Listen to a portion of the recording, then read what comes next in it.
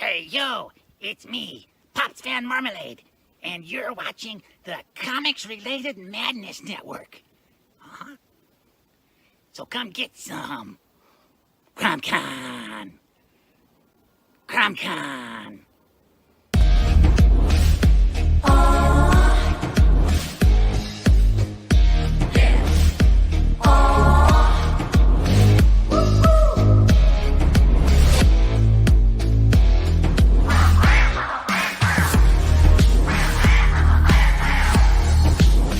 Your favorite podcast is Critical Blast.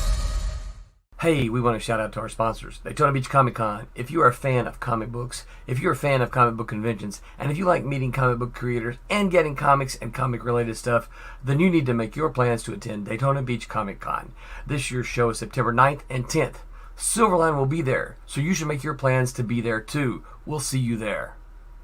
If you like comics and find yourself in the Orlando, Florida area, doesn't everyone come to Orlando at some point in time to see the House of Mouse? But when you're here, you need to make it a point to visit Coliseum of Comics, especially the one on East Colonial Drive. They carry Silverline comics, even a limited edition Coliseum of Comics version of our comics. So, when you go, be sure to ask for Silverline Comics and tell them we sent you. OCD stands for Orlando Collector Deviants. OCD, Steve and Trish. They're a family of geeks who promote geek things, particularly those around the Orlando, Florida area. They're big supporters of Silverline, and we think you should be supporters of theirs too. Go give them some love. If you are an independent comic book maker and you need to get your independent comics made, you need to look no further than Kablam Digital Printing. They print our books, and they do a bang-up job. They're not only trusted by Silverline, but many, many independent comic book makers. Head on over to Kablam.com and see for yourself just how easy it is to have your comic printed by them. And tell them Silverline sent you. It's 1776. The new American army stands at the precipice of victory or defeat. These are the times that try men's souls. Will the British be expelled from Boston, the birthplace of the Revolution? Can you help turn the tide of the war? The American Crisis, War in the North, is the first full-length campaign guide by Nations and Cannons, a historical TTRPG setting for 5e. With new backgrounds, equipment, and additional character class options, like the courageous drummer or the fearsome Jaeger. Explore the 18th century American Northeast, introducing new playable characters with heroic key moments, like David Bushnell, inventor of the first combat submarine, and Polly Cooper, the Oneida woman who saved Washington's army. Meet real historical figures like Henry Knox, Molly Brandt, Peter Salem, and others who risked everything. Don't throw away your shot. Support our Kickstarter today. Hi, this is Tim TK, host of That Silverline Show on Tuesday. Join us at 11 p.m. Eastern, 8 p.m. Pacific every Tuesday night as we discuss pop culture and the joys of making comics. And I'm Scott Wakefield, host of Silverline's Wednesday Wham, where we talk about comic books and all kinds of great storytelling, sometimes with incredible guests. And we want you to join us Wednesday nights from 8 to 9 p.m. Eastern. We'll see you there. I'm Roland Mann, and I host Silverline's Silver Sunday. Join me every Sunday at 8 p.m. Eastern as we make mine Silverline.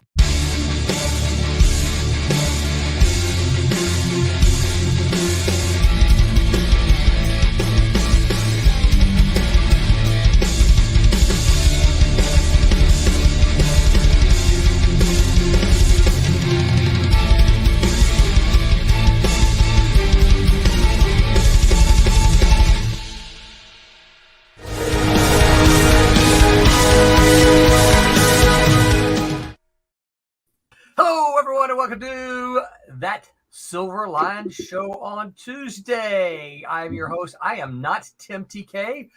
We lost Jose. I am not Tim TK. Tim TK has one more week of vacation, Silverline vacation, but he will be back next week as your regular host.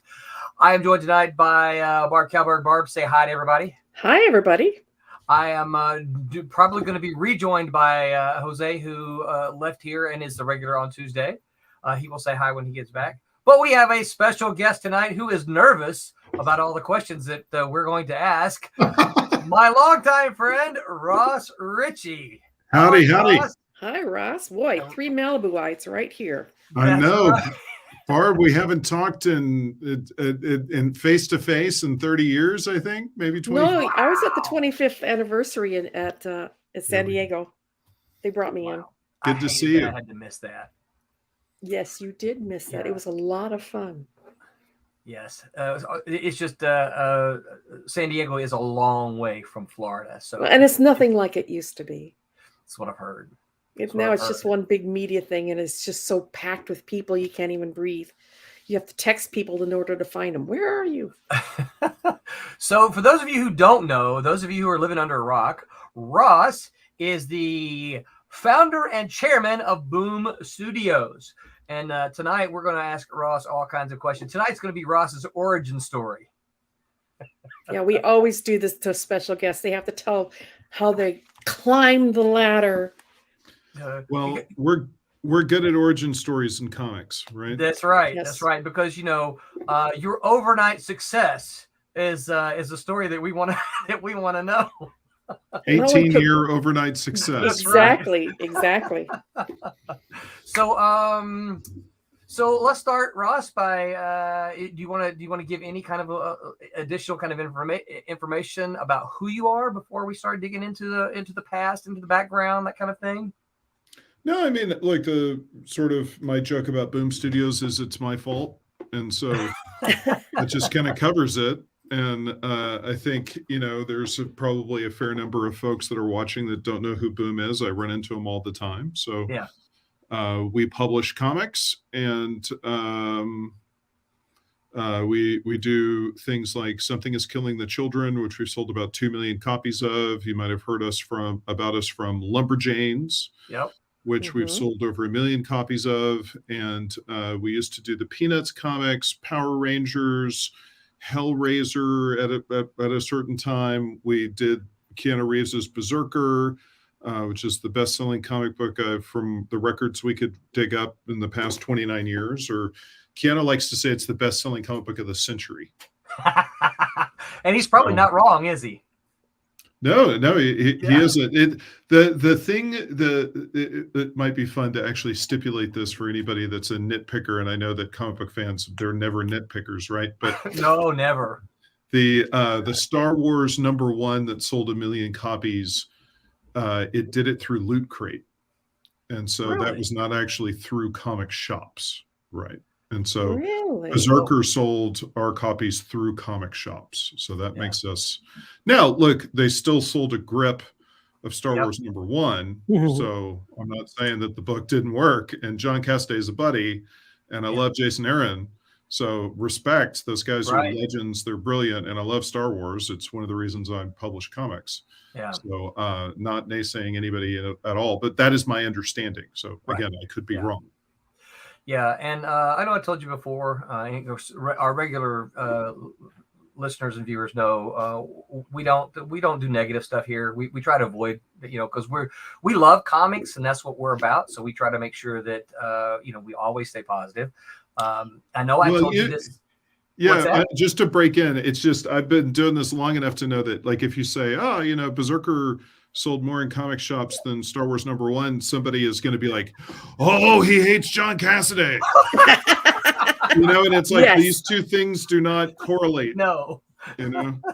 So it's just worth, I found that, like, if I take the time to go, like, I love John Cassaday and I've been drinking with him and he's a friend of mine and I love Jason Aaron, and then it just gets out ahead of all the drama because somebody in the comments are going to be like, oh, I'm going to cry. Yeah. And also, if we do ask, I sent you a little list of questions. If we do ask anything that you don't want to answer, just say, we'll talk about that later. The intent here is always to be positive, and we want to hear about the joy that is Ross Richie and Boom Studios. So. Cool. Let's blow through a couple of these really quick comments here. Vic says, Jose. Pops says, hey, yo, what's up, Pops? Here's another one. Dave Rios. Ross is you might remember the name, is also a former Malibu colorist here. Go Boo. That's right. And Emperor says, do the boo. Do the boo. I'm really wanting to pick up Berserker. You have misspelled it, Infrafan, but I am not going to try to spell it because it's missing all its vowels. Yes, that is by order of Keanu. So my answer to his request was yes. And I think I might have added a sir to that. That's right. Infrafan, if that's Infrafan, I am an Infrafan as well. So Oh, very cool. No wonder you like the Sentai stuff. Yeah. Vic Thanks says, I'm for the always negative. Vic, props. no, you're not. Let's see here. Some reason the Facebook stream stopped. I can't answer that. I don't know why. That's not good though. I hate to hear that. Bold Cat Studio says, hey everyone, and hey Stevie B, Tadpole Vic. All right, talking to everybody. So Ross, I want to ask the first question. I want to kick it off here.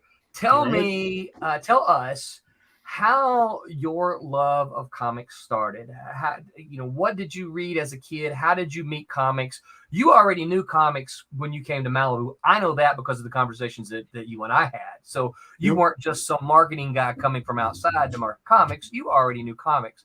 I didn't want to do marketing, but that's a different conversation. Well, now I remember some of those conversations you and I had. Yeah. There weren't a lot, but we had a couple of them. Yeah. So my first comic book was Fantastic Four number 178. And it was also in the Easter basket alongside of it was Captain America. I can't remember if it was 206 or 208, but it was. Your parents gave you comics in the Easter basket? Cool parents. Oh my God. Oh, Barb, you're going to love this.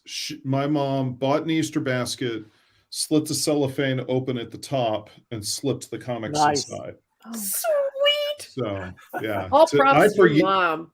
For years, I was like, actually for decades, I was like, wow, Marvel were marketing geniuses. They were selling Easter baskets for comic books. It took me a long time to find out that was a homemade job, but good job, Mom. But my mom was, she is a painter, and she was always interested in the creative arts. And she saw comic books as something that was very creative.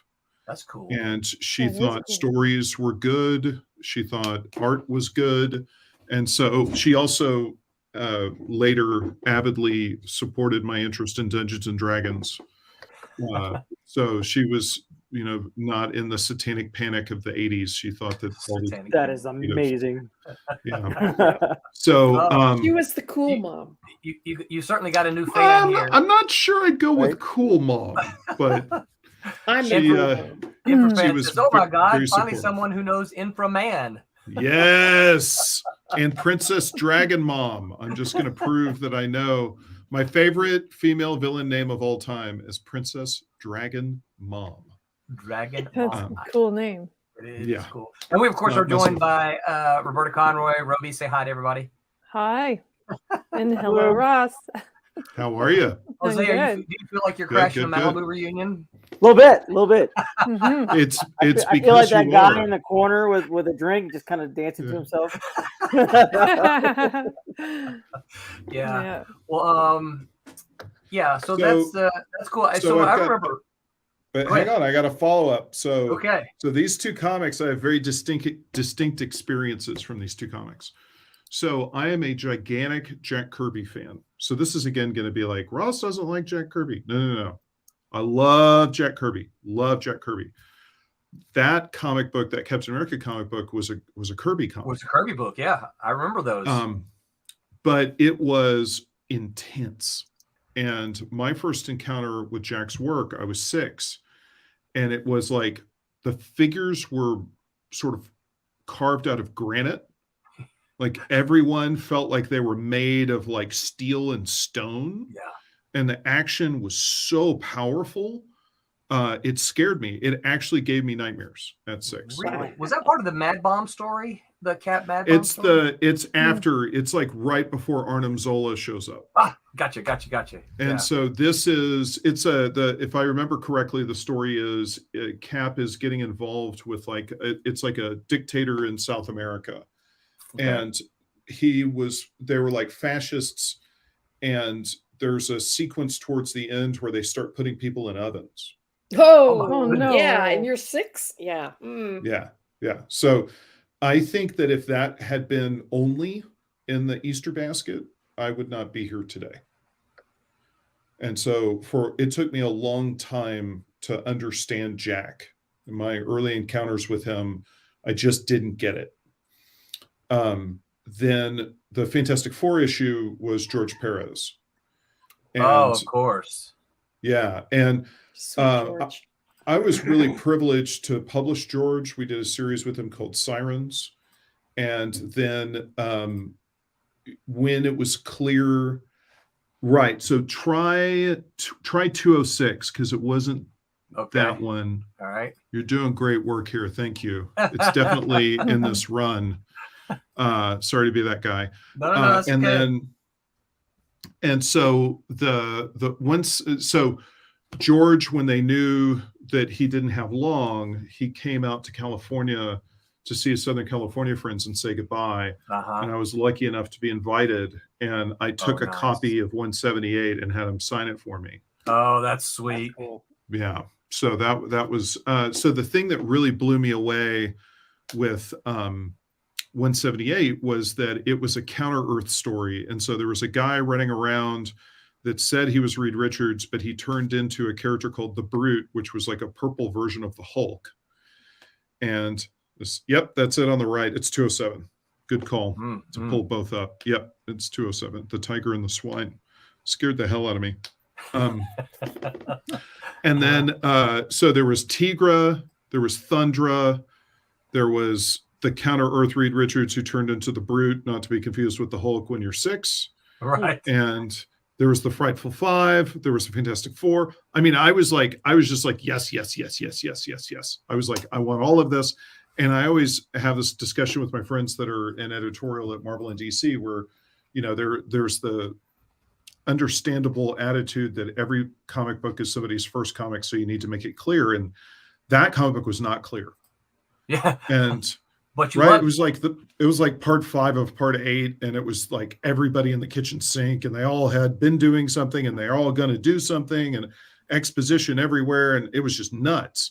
And I remember looking at the corner box, and it said 178, and I thought, if that means that there's 177 before this, I have to read them all.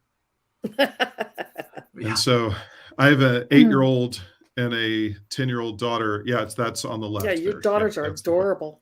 Oh, thank you so much. And I've read the first 80 issues of the Fantastic Four to them. And they were like great. 4 and 6 years old. Well, the most fun was you'd start each issue and then I'd have the girls read the credit boxes. And so one would go, by Stan the Man Lee. And the next girl would go, and Jack King Kirby. So that's fantastic. That's fun. Yeah. So that really blew me away. And then sort of my journey with comics is I see Star Wars: A New Hope. Mm-hmm. Star Wars to us old people. Right. And I just I'm 7 and I don't get over it. It just absolutely. I never got over it, and I was 18.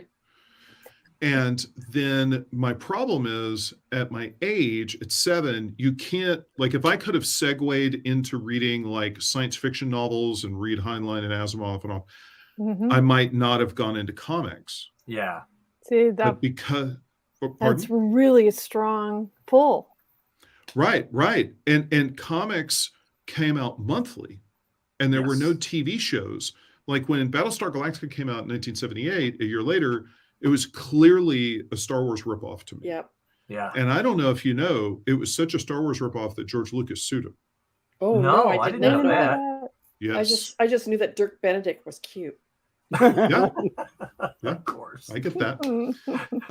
And I knew he was Han Solo in disguise, right? Yeah, that's right. It was such a clear analog between Han Solo and Luke Skywalker and Adama and Obi-Wan Kenobi and all that stuff. And so I was like, okay, I'm not getting what I want in TV, and I have no mobility for film, and the movies that come out after are not age appropriate.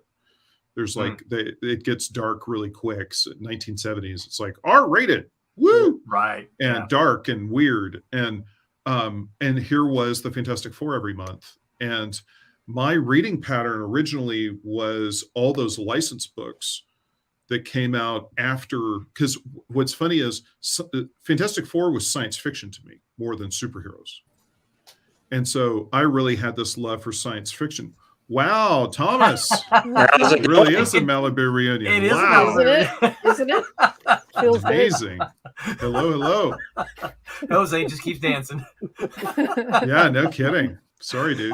That's all right. So, I just like being in the room. so, there was Shogun Warriors and ROM and Micronauts. And like, I was just buying science fiction comics and I didn't buy much superheroes. And then sort of when I was the kid that like, when my family would go on spring break down to the coast, I would buy all the comics at the Circle K, and it was like I was running out of science fiction books to read. So, well, I guess I'll read a superhero book. Now we should clarify. Do you mind if I say where you're from? I mean, you're. Oh yeah, Texas. no, I'm from San Antonio, Texas. Yeah. Yeah, from Texas. So when you say the coast, you mean the Gulf Coast? Yeah. The Gulf. Yeah. Tommy and I have this I live in LA, and that's not much of a coast now. Right. But, well, see, Tommy and I both grew up in Mississippi, and we just say the coast, right? That no one We're says. thinking Biloxi, Gulfport kind of thing. Yeah, Biloxi, Gulfport. No one says I'm going to the Gulf Coast. We just say I'm going to the coast, right? The coast. Yes. Yeah. We said the same thing. Yeah, absolutely. Yeah. So then I got into comics, and then I really got into comics, and so they had a convention in San Antonio when I was 12, and that it was before kiosks were in the middle of malls. Yeah. And so there was a bunch of dealers that set up in the middle of this mall, literally in the middle between the stores. And my mom was shoe shopping. And you know how 12-year-olds are, you're just bored, right? And she's like, just go over here and leave me alone. Just go look at the comic books. Yeah. And she probably came back an hour later, and I was at the same table, which was the first table. And she said, I can't believe that you're at the same table that I left you at, an hour ago.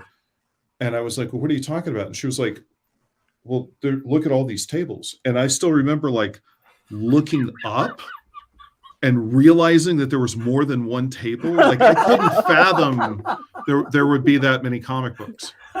And so my head exploded. And then like every year I would, mow lawns and wash cars and save money.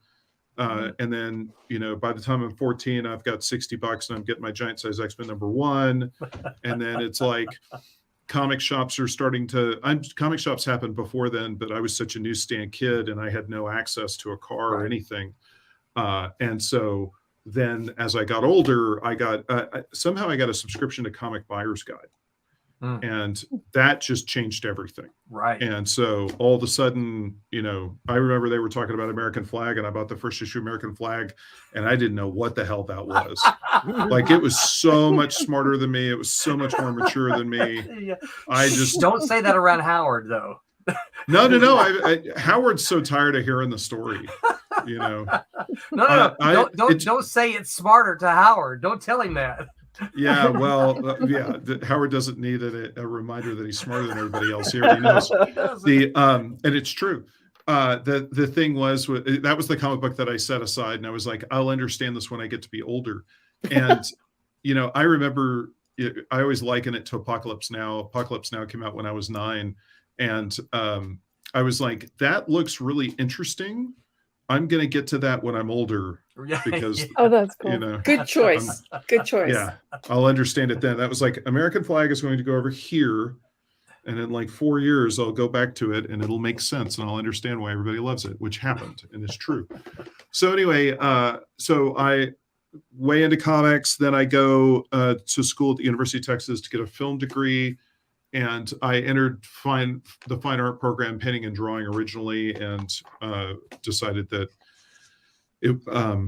I couldn't envision a career for myself. I just didn't know anybody. I didn't understand. I'm not thinking I'm going to be a gallery guy. It's not going to happen. And so they had filmmaking on the menu, and I thought that was crazy. I was like, there's a department that makes movies that's here, and I can sign up, and they can't say no. So I just went and did that. And I couldn't believe it. And I was in class with Robert Rodriguez back in the day. Oh, that's kind of cool. Yeah, terrific guy. He was always very kind. He's really wonderful. And I've seen him a couple times through the years, and great dude. And had a great experience and moved out to LA to work into the, break into the movie business. Oh, during college, I would I was a speculator during college. So I would buy 10 copies of Jim Lee's Uncanny X-Men. So if you didn't get a copy, it was because of me. Or if we need a copy, we can get one from you. Right. Well, they're long gone, unfortunately. Oh, okay. But the real moment was when Todd's Spider-Man #1 came out. What I figured out was the distribution to the newsstand was later because it would take longer. Because I don't know if you know, the direct market, the term direct comes from the books are shipped direct. So they get to the stores faster. Yeah. So I remember the comic hits the comic shops, everybody freaks out.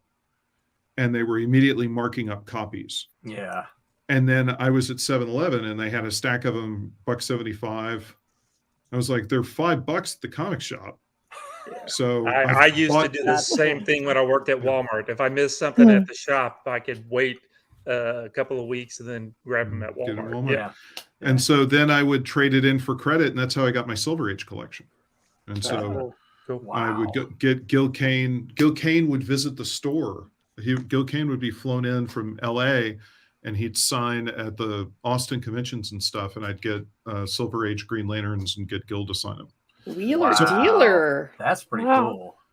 Well, it took, I never thought I'd be an entrepreneur, but then once I became an entrepreneur, I realized that my dad was an entrepreneur, my mom was an entrepreneur, my grandfather was an entrepreneur. So I was like, maybe this whole thing is preordained. Yeah. So, anyway, I moved out to LA. You want me to tell the Malibu story? But hang on, let me run through some of these comments right here real quick. Where'd they go here? Vic says, comics in an Easter basket. I'm jealous. Silverline Easter basket's coming soon. Get on it. Infrafan says, Ross checks out. If you want to buy the rights to Inframan and have a best-selling writer pen the comic sequel, I'll be over here waiting for little to no pay. Just saying. All right, thank you. Vic says that I had nightmares about stuff much more tame. So the story about Vic, Ross, is Vic is a regular with us here. Vic just turned 16, so frequently they call him Tadpole. That's right, they call him Tadpole. Yeah. Oh, nice. Rob says the swine. That was my first Kirby issue. Also, there we go. Rob. Yeah, love it. I remember that actually. I wish I had a dad that cool. Shh. Vic, he's probably listening. Stop that. I know, right? Really old people talking about Star Wars comment there. Yes. I got you all beat, so there you go. So it was I was going to make a Universe Far, Far Away joke a long time ago. Oh, no. Jose is just in the corner like, I went to the Cubert school. Thanks, Vic. Infrafan says, given your experience, okay, here's a question. Why do you think Fantastic Four is so rife with film potential, yet no one has found success adapting it to film? That's a good question. It is. Well, I'm going to unload the clip because the Fantastic Four is my original love. And Yep. I'm not going to be politic. Well, so if you widely understood by fans is the first 60 issues of the Fantastic Four are some of the greatest comics ever published. Absolutely. And I certainly am friends with the great Fantastic Four writers since Mark Waid's a buddy, and I know Jonathan Hickman and all those guys, and but I think what no one has understood, in my opinion, is that the dynamic that propels the team is the book is about the Thing. And Jack was famous for loving the Thing and considering the Thing to be similar to him. But I will tell you from my own perspective, I worked with Stan. We published 3 series with Stan. And I think the Thing is Stan. Really? I think it's the characters are a very unique mixture of both Stan and Jack. Yeah, it's Jack's feeling of being an outsider. Yeah. And it's Stan had an internal monologue that was very neurotic. Yeah. And the example I would give is, the Galactus Saga is issue 48 to 50. And issue 51 is This Man, This Monster, which is one of the most famous comic book stories ever published.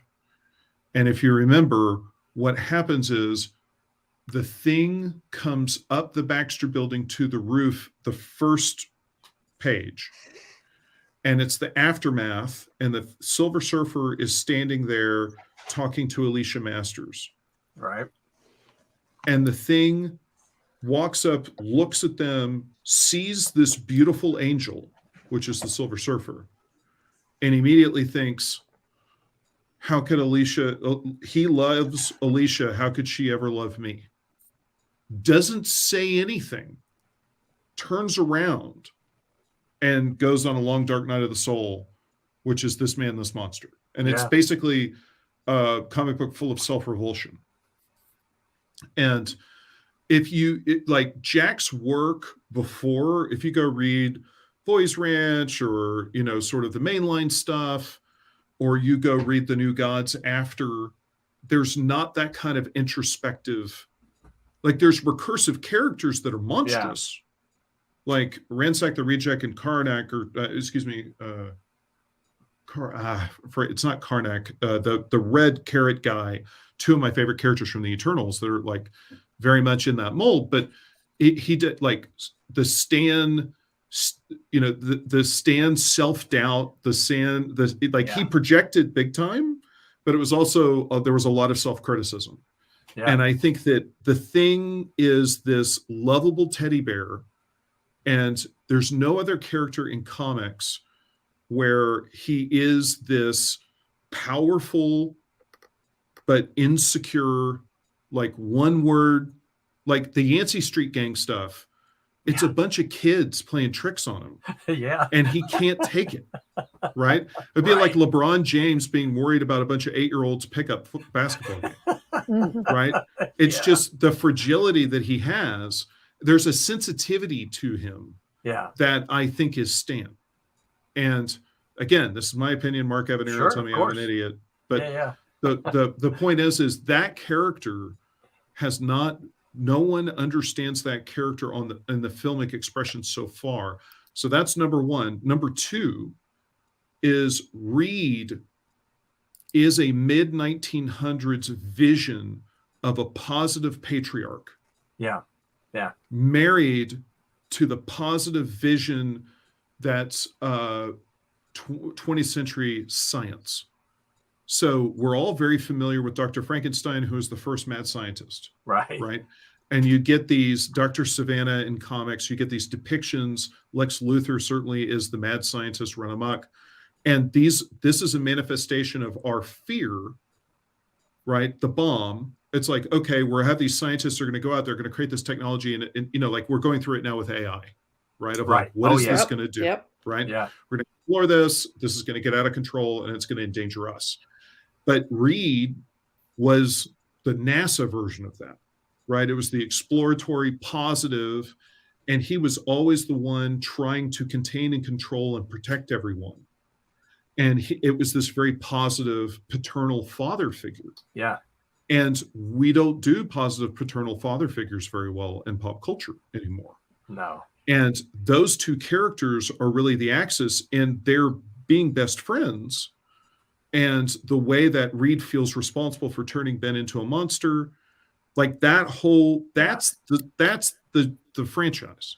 Yeah. And then you have these other characters like Sue and Johnny that sort of rotate around and spin those characters out. So you have the marriage that goes in and up and down. You got the kid. You got all these other, Johnny, pops his head off and pisses off the Thing. And, you have all these other character dynamics. But the core of that is not understood on a character basis. And then the other thing I would say is tone. But I think right now, Marvel, like when they made Spider-Man No Way Home, there was such an understanding of the blending of comedy with action that didn't sacrifice either. Right. That you can do the Fantastic Four in that tone. But the Fantastic Four, I think, subsequent to Stan, nobody's really understood how comedic the Fantastic Four is. Yeah. While at the same time being grand. So not to put you on the spot, but what did you think about John Byrne's run? Because I very much enjoyed his run. Absolutely. Well. 100%. No, I mean, I think John did understand Reed and I think that's fair. I think John's probably the person that understood Ben and Reed the best outside of Stan. Do you think that I mean, no disrespect to my buddy Mark Wade. Sure. No. Yeah. Who wrote some great thing stories. Yeah. Do you think that's because, and this is just me kind of rolling with this conversation here. Do you think that's because John might have been closer in time relation to Stan than either of the others? You don't think that has anything to do with it? No, I think if anything, sometimes that's a problem. And, I think like when you look at a lot of the work done from 1970 and 1975, some of it is a cover band of Stan. Yeah. And, there's a lot of really good stuff that's published. That's a good point. That's a very good point. And, cover band. I like that concept. And it's understandable. Stan was around and he was supervising and he was friends with, and they would go to him and ask him what to do. Yeah. And people wanted it to sound like Stan. And you remember all the people that were drawing like Jack Kirby, all the Rich Buckler, and all these, and people loved it. People wanted it. People wanted light beer Jack Kirby. People wanted light beer Stan Lee. I would make the argument, Roy Thomas, now that I've read a bunch of the stuff to my kids that sort of in series, Roy takes everything that Stan does and he levels it up. Like the dialogue is better, the plots are better, but he's definitely in Stan's framework. Yeah. I'm a big Kirby fan. I'm probably a bigger Kirby fan than Stan fan. Despite the fact I work with Stan, I love Stan. But I think Stan single-handedly invented characterization in comics. Yeah. Yeah. No holds barred. If you go back and you read a Superman comic book that came out in 1961 or a Batman comic book right next to Fantastic Four, they don't have characterization. Yeah.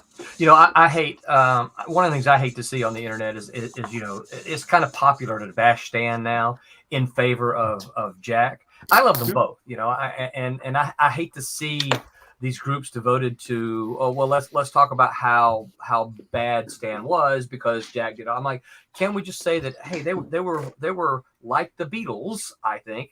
They were very, very good together. They were brilliant on their own, but you put the two of them together and that created magic. I think that happens because Stan was so celebrated. First of all, because he celebrated himself. Right. And then second of all, he had an executive position where he could continue to elevate himself long after the time he stopped writing comics. Yeah. And Jack didn't enjoy the same thing. Right. And so, Jack's contributions are equal to, if not more so.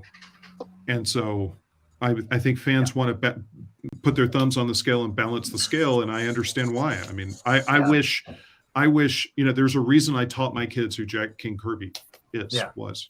Yeah. And so I wish that everybody, I wish he was a household name the way Stan is. Yeah. Yeah.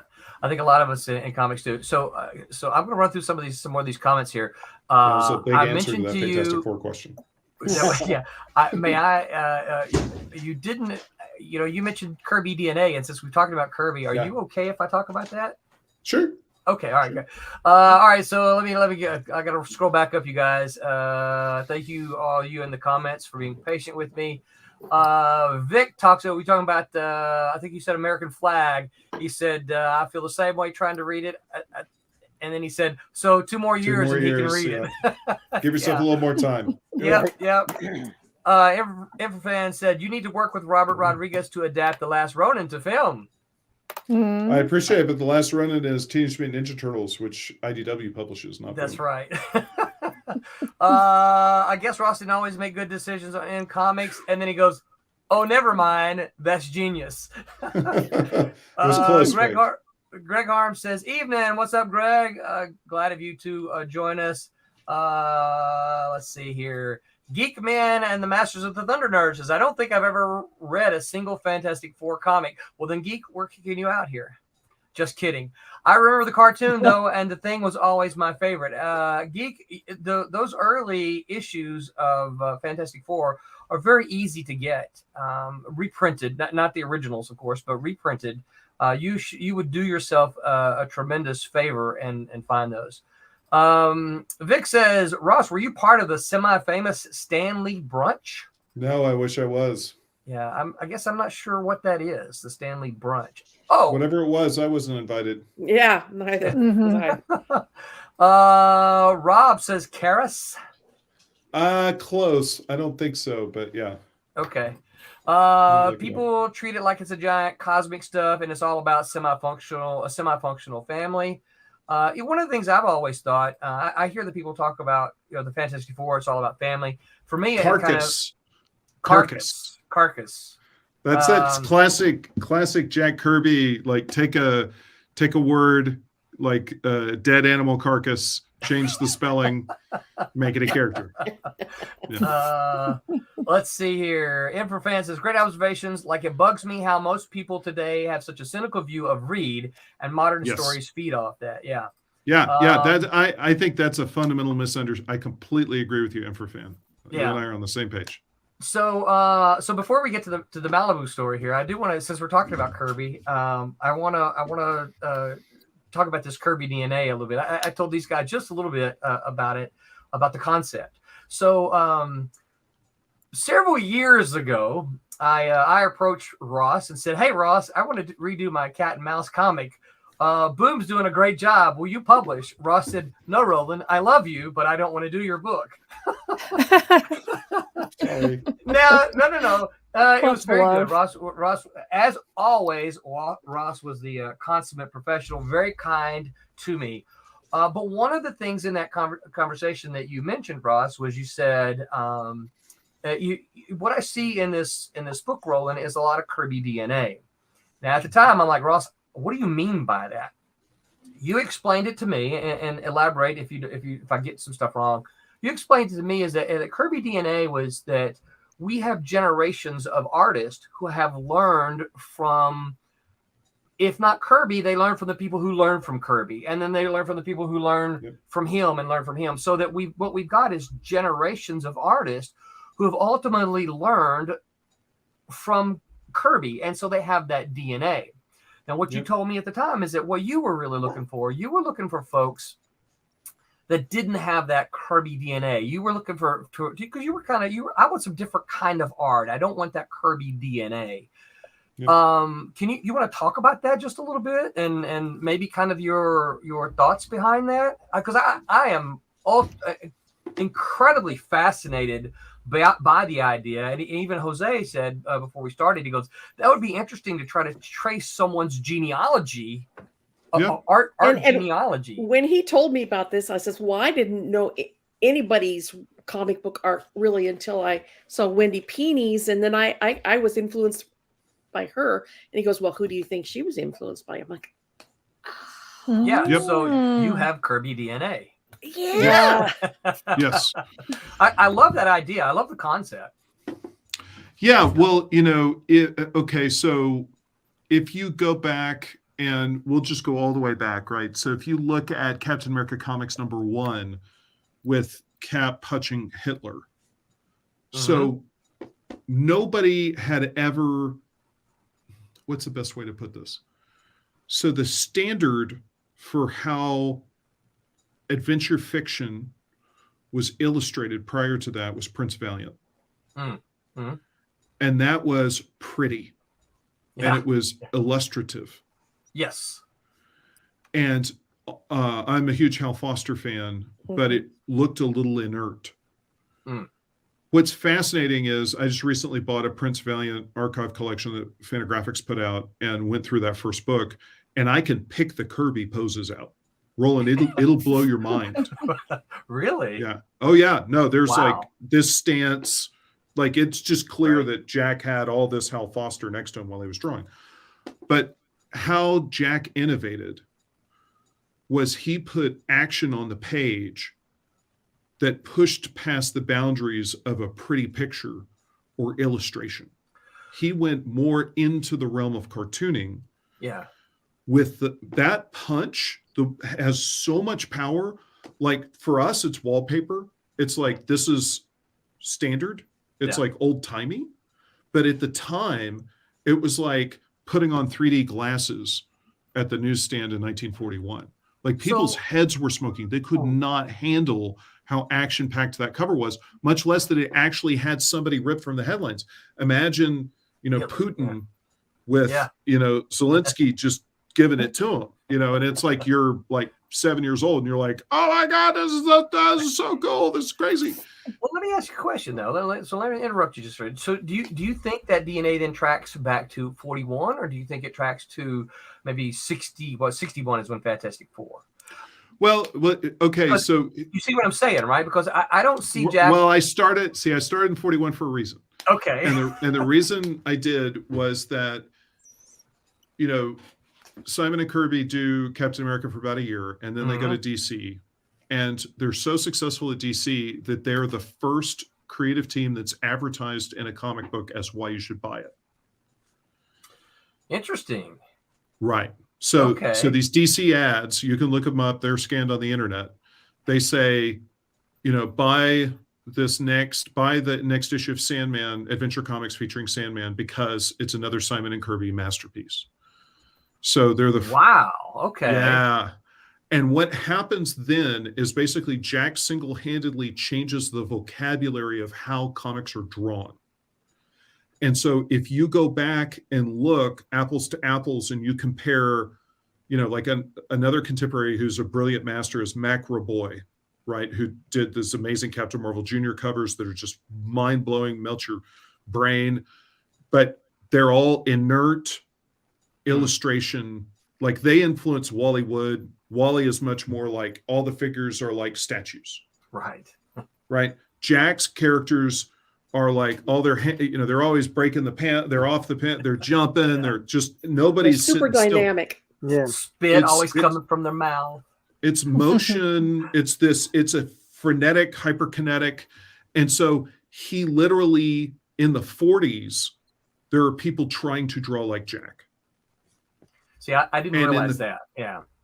And so in the 50s, Jack becomes a little passé, and the new guy is Wally Wood. And everybody wants to be as cool as Wally Wood, and they want to have the polish and be like Wally is the Todd McFarlane of the 50s.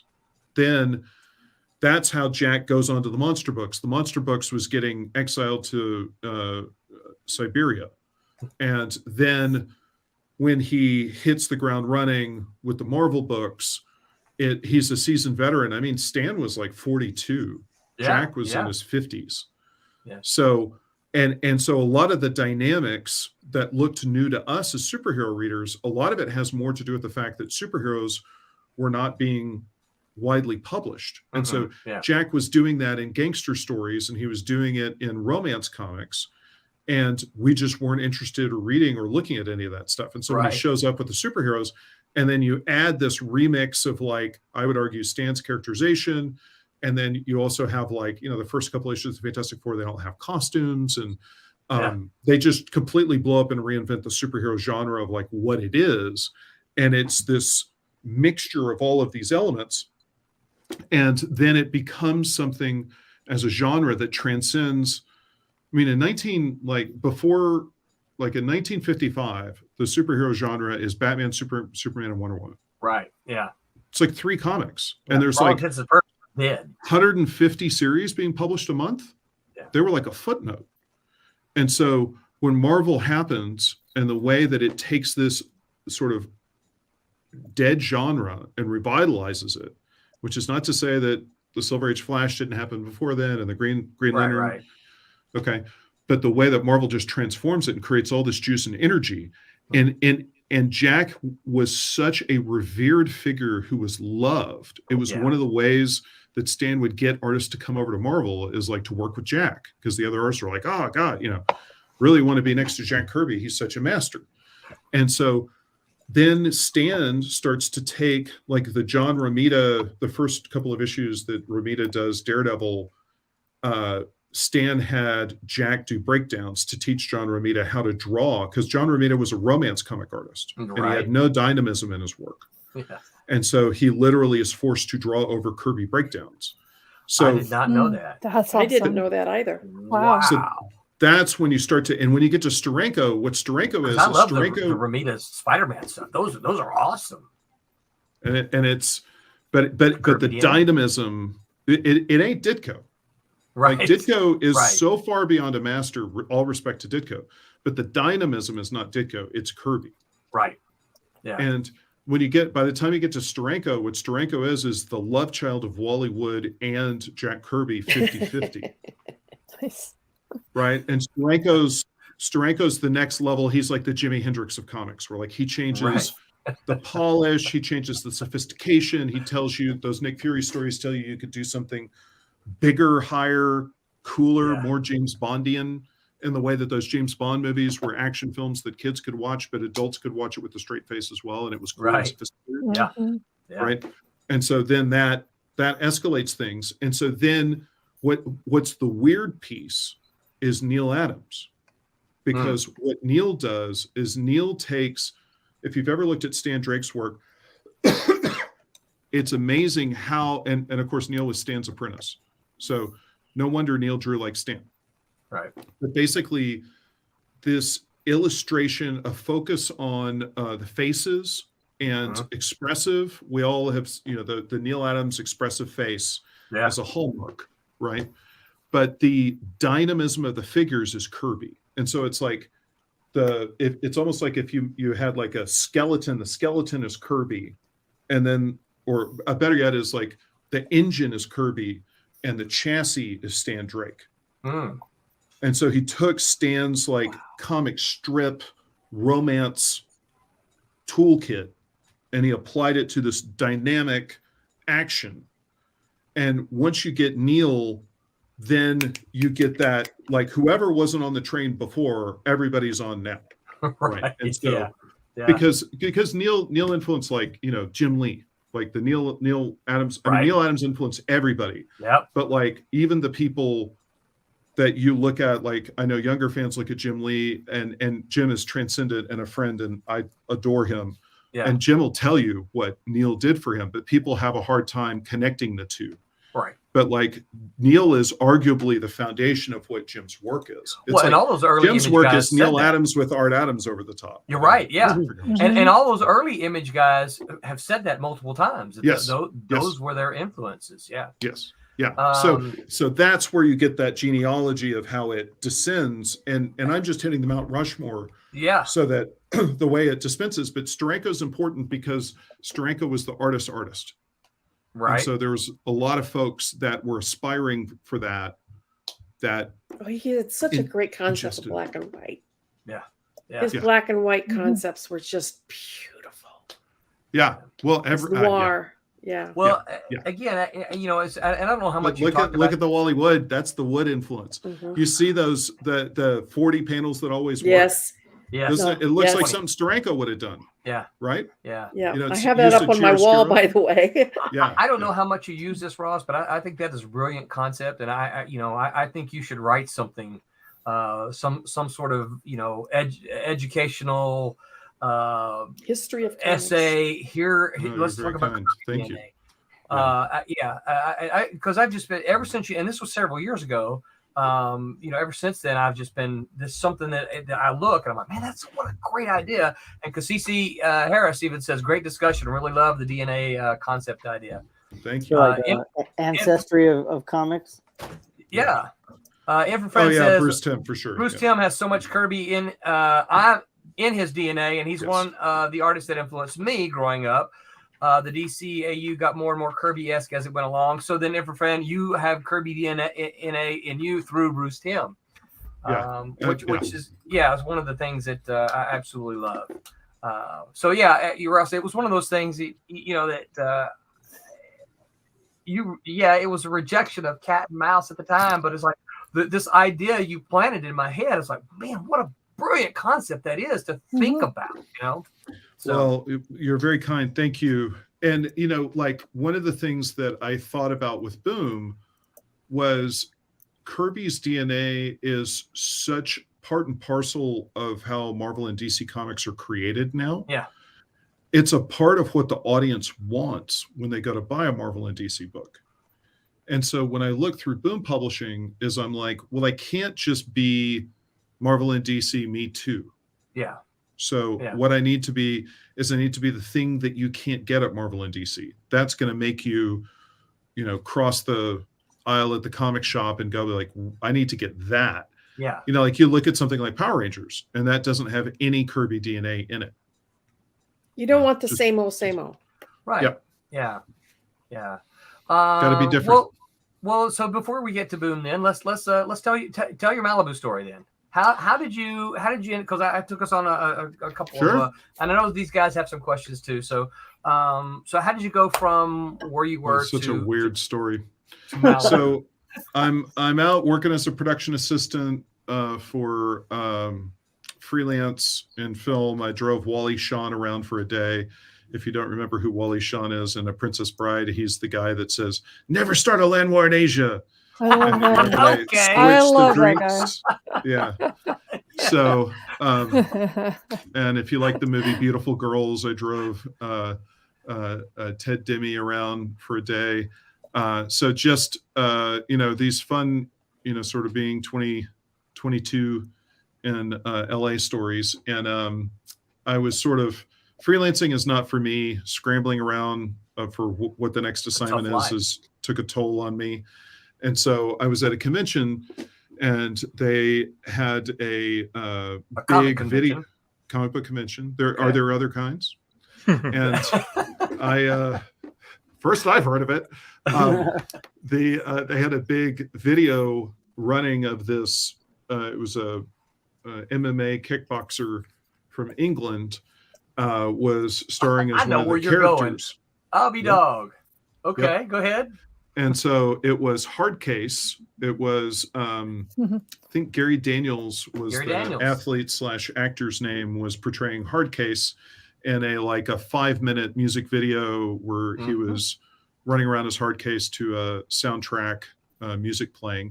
And it was playing on a loop at this convention. And I looked at it and I noticed, because I'd been a film student, that it was shot on 35 millimeter, not 16, which was expensive and difficult to do. Okay. And so I walked up to the booth, and there was a guy standing there, and I was like, how did you, you shot that on 35, not 16? How'd you pull that off? And the guy behind the booth was like, how can you tell the difference between 16 and 35? And I was like, I went to film school. And we started talking, and that was Darren Doan, who directed the video.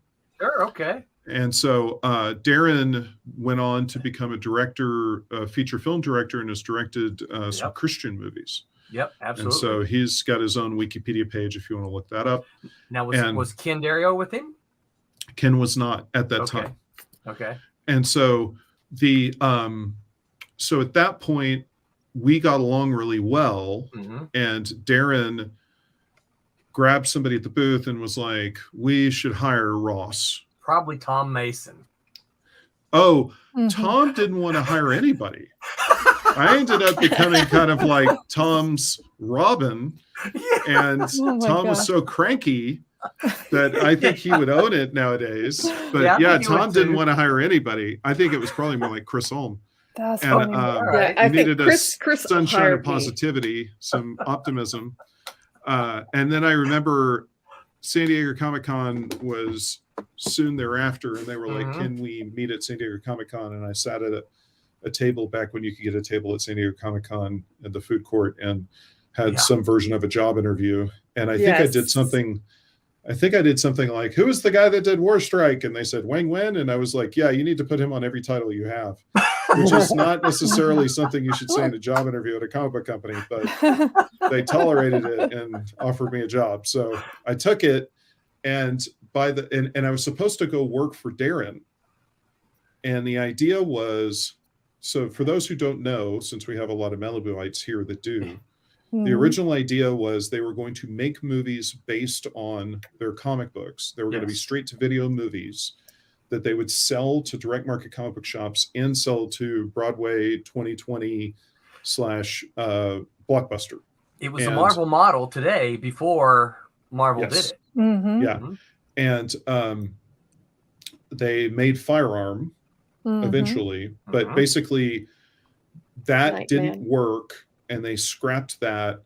But they forgot to call me and tell me that they had basically vaporized the department that I was supposed to be hired for. Oh, So I showed up, and they said, "Yeah, What are you doing here?" what do you, I literally remember I want to say for about 2 weeks I sat in a cubicle trying to look busy because I literally had no job to do. Oh, wow. And so that's hilarious. then they decided, oh, you go in the marketing department. And back then I had hair down to my shoulders, and I had moved out from Austin, which everyone understood. Back then, everybody thought every place in Texas was conservative, and they didn't understand that Austin was a hippie mecca. Right. And so I had hair down to my shoulders, and I'd been coming from Austin. I'm like, marketing? I don't want to be the man. And little did I know that I loved marketing, and it was something that I was good at. So I really enjoyed marketing, and I went through this incredible experience at Malibu. You know, I was so lucky. I mean, I lived the fanboy dream. I got to fly to Washington, D.C. to be Malibu's presence at a signing for Howard Chaykin and Walter Simonson. Wow. And so my job was just to hang out with them and make sure they didn't get mugged at the signings and they had water. And so that's horrible, isn't it? That's a horrible thing to do. What a terrible job. Hang out with Simonson and Chaykin. I'll never forget, the three of us went out to dinner with a local retailer who had a quite big profile, whom I shall not name, and who was an important account for Malibu. And the retailer started telling Howard how to do his comics. Oh no! And it gets better. Gen 13 #1 had just come out, and Fairchild's shirt was being torn apart in little pieces in a revealing way. And the retailer was explaining to Howard that his books weren't sexy enough, because if you know Howard, his books were very sexy. And so, it was. Barb is looking very uncomfortable, and it's. No! I've done X-rated books. No, no, it's fine. No. I don't think it's a sexuality. It's making you uncomfortable. It's you imagining someone telling Howard. Oh yes, yeah. There's that.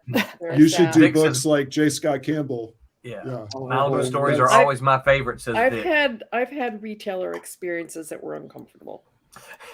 So anyway, that was a winner, because I was like, I'm a representative of Malibu, and I think Howard is going to murder him with a steak knife. What am I supposed to do?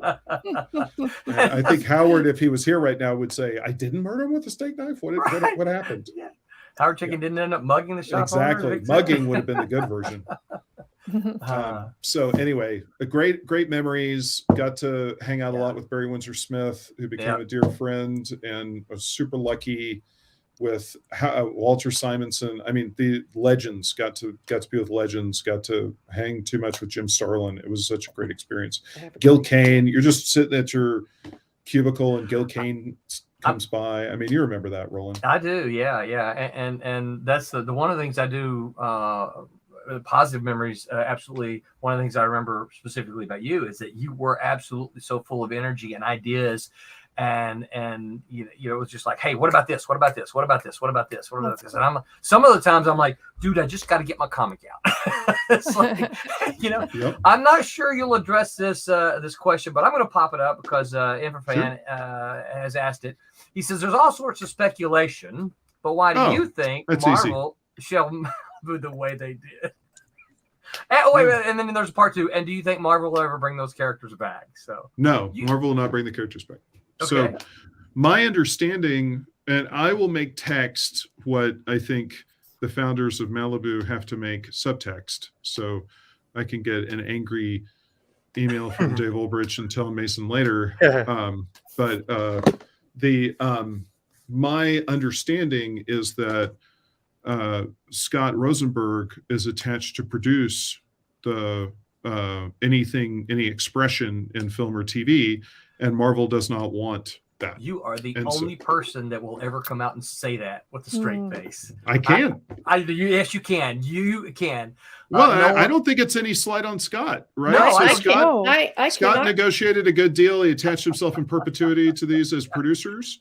And, personally, like, look, if I was Marvel, I wouldn't let that stand in my way. But that's something that they choose to do. Right? So that's their choice, and they're Marvel. They can do what they want to do. And by the way, am I going to sit there and say they did it wrong? I mean, they're pretty successful. Right. So, yeah. and Yeah. you know, look at Scott. Scott launched one of the biggest comic book companies of all time, and Yep. it got gigantic, and he sold it. Like He Scott sold it to won. Marvel. It's like, you Yeah, know, it's King like Kong and that. Godzilla can do what they want to do. So, Right. you Yeah. know, Well, and but now it's just Disney, never going to happen. now Disney owns it, so you know Disney's just going to do whatever they want. Right. So Right. yeah. So Yeah. if they want to do those Malibu characters, they're just going to do them anyway. Oh, Yep. I love this question, Vic. Vic said, if ever given the opportunity, would you license any Malibu characters? You know, I don't think so because of what I talked about before, The which Kirby is DNA. that, yeah, and I think it's like it's something different if Marvel wants to publish, excuse me, Malibu. They're in that business, and my business is the space in between. Yeah. So, so guys, I'm loaded with questions. Y'all have anything you want to ask? Because my next question is, how do we get from the end of Malibu to Boom? Yep. Yeah. So, Yeah. you guys have any questions? Nope. I love your shirt though. Divinity, Yeah, look at beautiful. that. Yeah. No, This is I have, Barb's book, by the way, Ross. Oh, cool. Yeah. Yeah. I do have one question I ask whenever we have somebody from the Malibu days back on. It's give me something embarrassing about Roland. I've known Roland since Oh, college. come on. And so I have to ask Man. whoever was in the office with Roland, you gotta tell me something because you know I've known Roland since I was 18, 19. So I've known Roland for a long time. So it's fun So it's fun to mess with. So you've give heard me his something accent. embarrassing besides that stuff. Yeah, besides the accent. No, I mean I don't. I have What did very he fond do in the memories. office that was just so embarrassing? I need to know some more stuff. I'm not sure I can give you anything incriminating. I mean, Besides the mullet. Oh, the mullet was I pretty had that brutal. one. The I had mullet that was one. legendary. Yeah. Yes. Yes, The it mullet, is. the mullet. Yeah. I can't go I with have that to one say that okay. I'll give Thomas the red meat he's looking for. Yeah. I have to say, Roland, yeah. that Beavis and Butthead looked at you and said, "Dude, that's a mullet." They said rock on. Man, We all had it pretty bad. that was a mullet. Mhm. I had full on gone into the grunge phase of like all my hair was grown out. I looked more like Barb than You had a ponytail a Mhm. lot. I remember. You wore a ponytail, didn't you? A lot. yeah, because Yeah, in I the had a lot of office. hair. Yeah. Had to restrain it. Okay, so Tommy can't ask any more questions. Tommy's So, done. all right. So Ross, how Marvel buys Malibu? Malibu to boom. Yeah. How did you get from there? to Boom? Malibu. Malibu. So Marvel bought Malibu, and I thought, oh, this is doomed. Really? And You thought that immediately? You know what? This is actually a story I could tell. Okay. Oh no. Because I remember having a conversation with you, and I remember thinking to myself, he has no idea that they're going to bomb this place into glass. No, I didn't. I was excited. Yeah, I remember. I was like, Yeah. he's excited. Yeah. I was like, Yeah. they're going to murder us all. They're going to cackle. Steve Gerber told me the same thing, but Now, see, I'm Yeah. more like Ross. I've been through like 5 corporate mergers, and every single time I'm going, "This is the end. This is the end." No, when I heard it, I was like, I hope this really works because I was doing work for Yeah. both Marvel and Malibu at the time, and I'm like, this is just great for me. Well, Me too. and I knew the kind of financial problems that we were having, and I thought that was going to be an answer to the financial problems that we were having, and that it would give us life. That was really what I thought. So Well, that's what they told us too. yeah, They're just Yeah, like, see, I- well, guys. I was working for Malibu, Marvel, and DC all at the same Oh. time. Good diversified portfolio. too many pots to be stirring there, Barb. Oh, no. Well, I think, from what I could glean from Terry Stewart, when he talked to us, he seemed very sincere about what did Malibu want.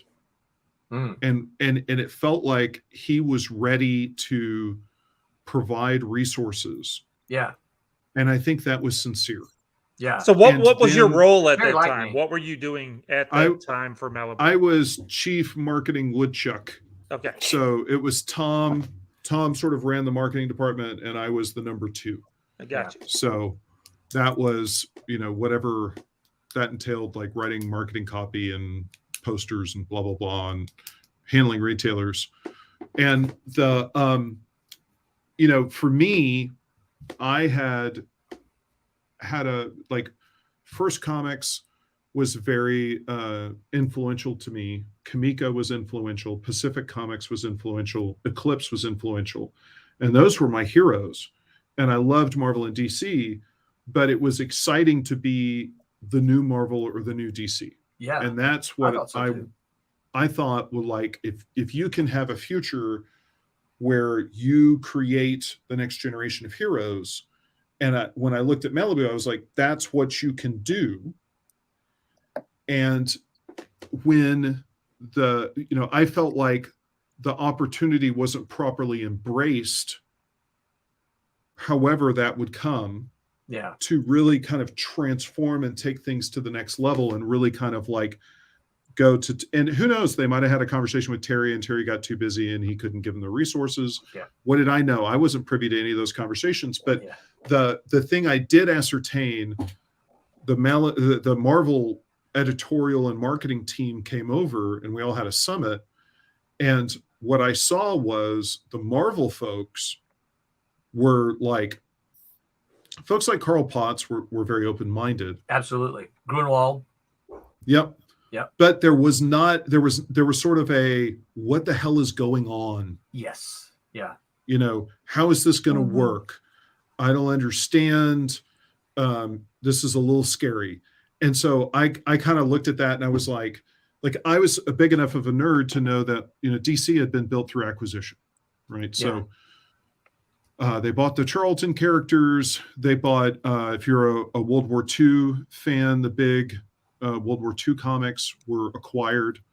All the Joe Kubert stuff that everybody loves so much were on acquired characters. They bought a bunch of romance comics in the 50s. Flash and Wonder Woman and Green Lantern were not originally, they were, forgot the bifurcation between DC and National. Yeah. But that was an acquisition. So like DC was very facile with acquiring characters and understood how to do that. And Marvel had no history of that, had no understanding of it. Yeah. And so I just didn't see corporate integration going on. I don't think, and they didn't have any ideas. And I think that Malibu didn't know how to embrace the opportunity. And it was like, the challenge was the industry was collapsing. Yeah. And so it really was. Mm-hmm. And in particular, you forget the Ultraverse was 18 titles. Yeah. And so, I didn't forget. Yeah. Retailers. And you covered half of them, Roberta. I was talking to retailers and they were like, publish less books. Yeah. And you can't come out and be like, our marketing this year is we're cutting. Yeah. Like that's not a marketing pitch. Right. And so like, what's the vision that's going to take it to, we're cutting comics. Get excited. We're going to do less. That came out wrong. So I think it was a real collision of a lot of good intentions that nobody knew. I don't blame the folks back at Marvel that didn't know what to do with us because we were sort of this adjunct by marriage, stepbrother, stepsister. Who are you? What are you doing? I don't understand my relationship with you. I think Terry was doing his best. Yeah, happened really fast. Yeah.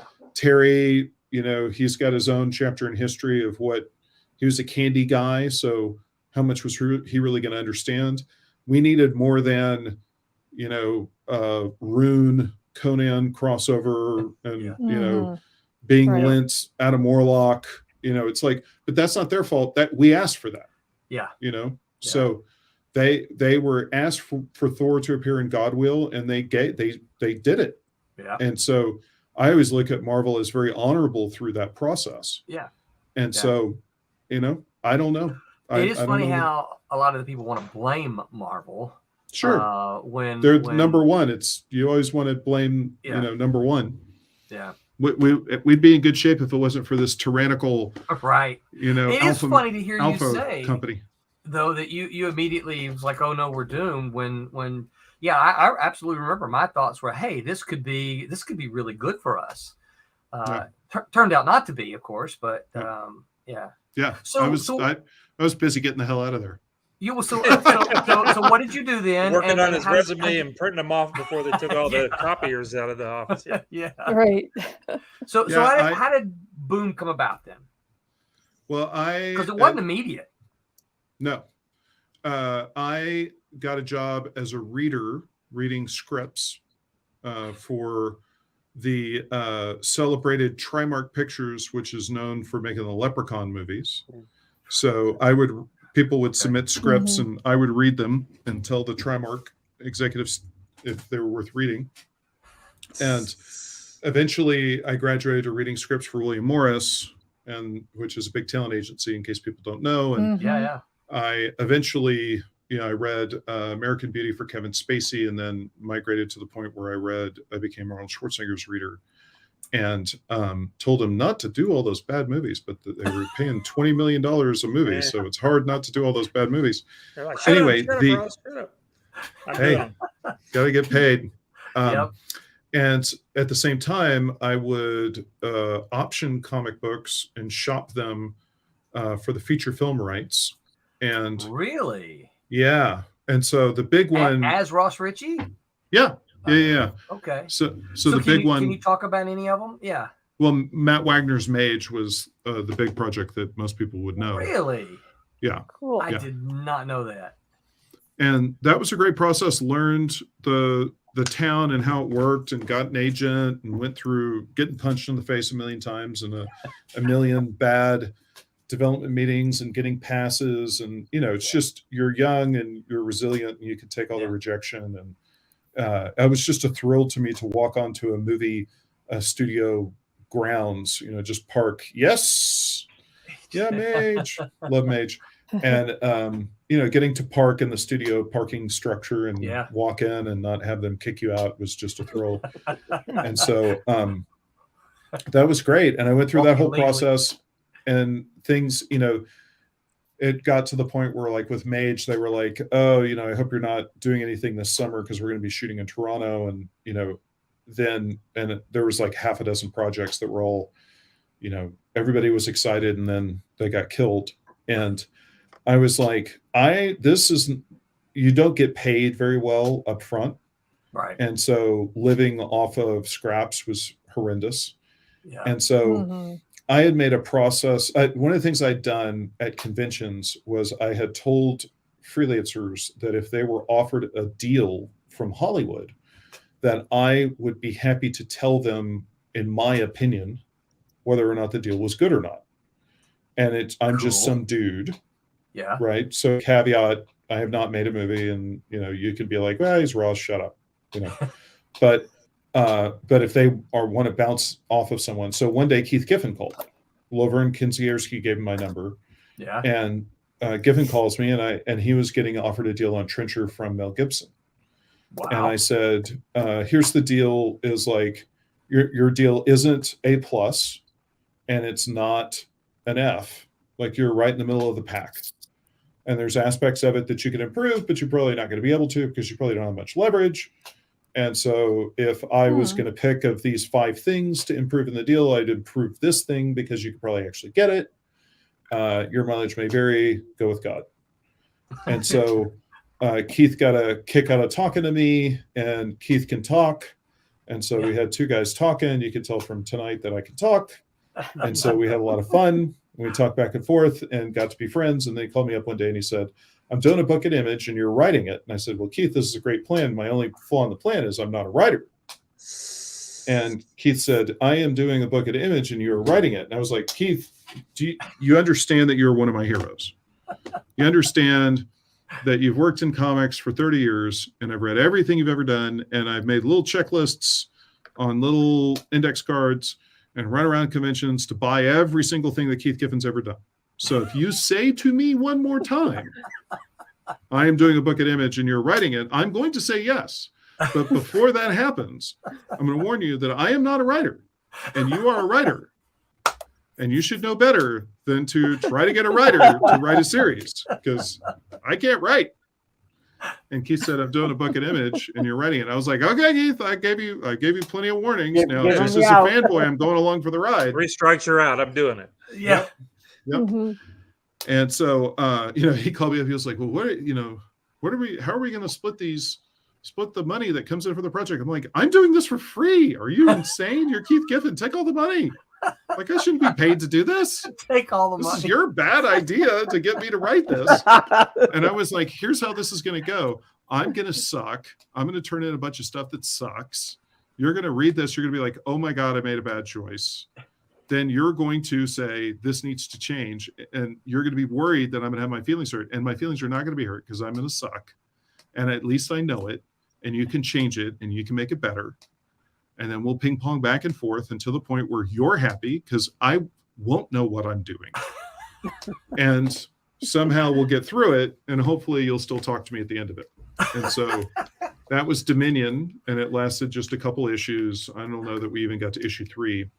And he was terrific and wonderful and fantastic. And I met Dave Elliott, who was the inker on the second issue. And Dave had a publishing outfit called Atomica, Atomeka, that had published some stuff in the late 80s that was really good. And then Marvel picked it up in the early 90s. And he called me up one day and he said, hey, I have some Alan Moore stories that have never been put into print a second time. Oh, okay. Yes. Gotcha. This is the Bo Jeffries saga. Okay. And most Alan Moore fans are like, what? Yeah. Bo Jeffries saga. He did what? Yeah. Yep.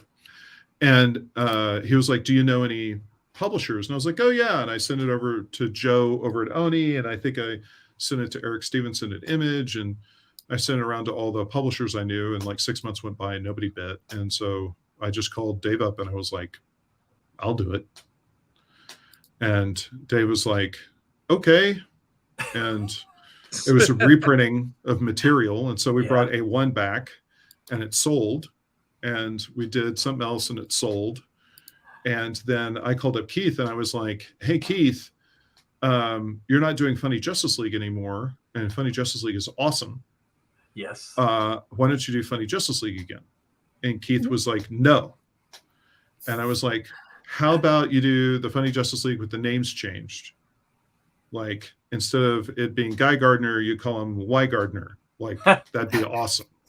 And just change, make it exactly the Funny Justice League, because that's what I want. And Keith was like, no. He was like, I'll do that tone and I'll do that sensibility, but I'm not going to do the Justice League again.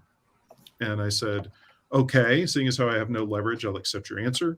And he was like, you've got to go get James DeMatteis. And I was like, give me his number. And I called up James DeMatteis. And James DeMatteis is a brilliant, amazing person that we all should be thankful exists on the earth. He's a fantastic writer.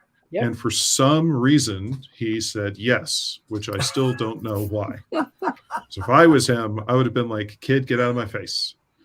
And so we did Hero Squared as a one-shot. I did it as a one-shot because I was terrified and thought, we better make this close-ended because I might not be around for a second issue, but it sold well enough. And then between Zombie Tales and Hero Squared, I spun out of Atomica and launched Boom. And basically what happened was Keith came out for a convention and we were drinking at a hole in the wall. And Keith said, you really need to start your own comic book company. And I said, well, Keith, Atomica has published Alan Moore. Like, everybody knows who Alan Moore is. And they published, their like the A1 stuff that was like, there was Grant Morrison in there. And they had the Hall of Famers in this book. Yeah. And I was like, everybody knows that. Nobody knows me. And Keith was like, you need to start your own publishing company. Keith's way of arguing was he just doesn't give up. And I remember waking up the next day and I'm talking to comic book fans and I'm like, if you're sitting there drinking with Keith Giffen all night and he just, like a dog with a bone, will not stop insisting that you publish. How many publishers did Keith see come and go? Yeah. Yeah. Like, Keith believed in me and saw that I could do that in a way that I didn't know. And I would have never done it without him pushing me the way that he did. Wow, that's cool. And I literally woke up the next day and I was like, well, I don't know, but I know that Keith knows. And because he's successful, the thing that really stuck with me with Keith was he always figured out how to write something or draw something for like 30 years. Like he reinvented himself over and over and over again. Yeah. And I was like, that kind of tenacity and vision. And he's kind of doing it right now too, isn't he? Because I have seen over the last 2 weeks, I have been inundated with Keith Giffen stuff. It's like he's just starting a podcast or something like that. Yeah. It's like he's doing it all over again. Yes. Yeah. No, awesome. I mean, Keith's amazing. He's he's one of the most intensely creative. Like Levitz and I talk about just how mind-blowingly, like the only person we know that was ever more creative than Keith is Jack Kirby. Yeah. So what year was this, Ross? So that was 2004, and I started Boom in 2005. 2005. Well, you just walk into the bank and say, "Hi, I want to start a comic book company." Yeah, and then you get laughed right out of the bank. Exactly. You know, what helps is to reprint Alan Moore and a non-returnable. So whatever orders you get, you have 100% sold, and then you can take that and roll it over. Sort of the blessing and all of that was Dave Elliott agreeing to allow me to reprint Alan Moore with a profit split when I hadn't shown him my bank account or shown any ability to do any of it. That helps, yes. Wow. And one of the great secrets in comic book publishing is that the printers are very, or at least they used to be. I don't know if you're starting out now if they're like this, but the printers back then were very bullish on new publishers. Yeah. Is that right, and Tommy? so No, you got to pay up front. oh, okay, sorry. Things have changed. They were very, very financially supportive. So Ross, what you might not know is that Tommy is actually you've probably heard of Kablam Digital Printing. Yes. Tommy is actually a partner. He's a co-owner of Kablam. So congratulations. Yeah. We're First still off, around. I didn't know that. I knew You didn't know that? So I knew Tommy worked there. I just assumed he slept in the janitor's closet. I do that too. I do that too. And I mop the floor and I load the Comic book printer by day, inker by night. Right? Right. It's a secret identity. Making the world a better place. Doggone it all. I just looked at my clock and we have moved an hour and a half. I still have so many questions I would like to I talked too much about you. the Fantastic Four. I'm sorry. That's okay. That was a good conversation. Ross, I'm going to ask you live, so I am going to put you on the spot this time. Can I invite you back? Can I invite you back sometime? Sure. Not next week, but can I invite you back sometime to talk? Sure. Cool. Yep. Because there's still a lot of questions I'd like to ask you about Boom and about how did you go? Because you're I'm going to say this. You're clearly a top 5 comic publisher today. Clearly. I think that's safe to say. Yeah. I think it's safe to say too. Probably, maybe even more than that, depending on the month, right? Exactly. Yep. So, I think that there's a lot that we can learn from your experiences because your overnight success, as we have just discovered, started in 2004. Well, I'm just amazed at how knowledgeable you are. I'm just learning all kinds of new things, and this is just fascinating. I could Very just kind, listen thank to you. your stories all night. Thank you. Here we go. Ross, they're even asking right here. Bring Ross back. Fantastic guest. Very honest. Inframan's my brother. I mean, it's probably my brother. Yeah, it's probably my brother. Probably your brother. Yeah. I'm going to be Infra fan. So, exactly. So, guys, you got any before we call it quits here? I'm going to ask Ross to do one final thing. We'll see if he'll do it while I'm recording. You guys got any? You know what I'm going to ask you. You got guys any final thoughts here from any of you? Any of you? You have a slew of questions still. I just want to be here for the next one. Yeah, okay. Yeah, well, we figured Tuesdays are Ross's Can you best. give me one more question? Give me one more question. All right, or is Jose, it a it's hard... yours. Okay. The question is yours, Jose. Oh, man. Don't put me on the spot. Oh, man. I mean, thank you for the books that I collect. I appreciate it. Oh, thanks for supporting the company. Dave, yeah, we'll have to get you back on. Dave, get you on when Ross is here. He says maybe next time I can join because Dave, he's using the Epion 2K4. That's Dave Rios, who was Roby knows the Malibu colors. Ross, one of the things we do when we would log off here, we always end up with a Make Mine Silverline. Can I get you to? I'm going to put you focus here. Would you be willing to say I'm Ross Richie from Boom Comics? Make Mine Silverline. No. Would you be willing to do that? I have an edit. And it would be I'm Ross Richie from Boom Studios. I'm sorry. Yes, I knew that. That's okay. Yeah. Would you be willing to do that? Sure. All right. So I'm going to put you front and center, and then Ross, you hang out a few minutes after the stream ends. Sure. Chat a little bit. I'm going to do that here. Go ahead, Ross. My name is Ross Richie from Boom Studios and Make Mine Silverline. Hi, I'm Bill Black. I created FemForce, but you know what? Today, Make Mine Silverline.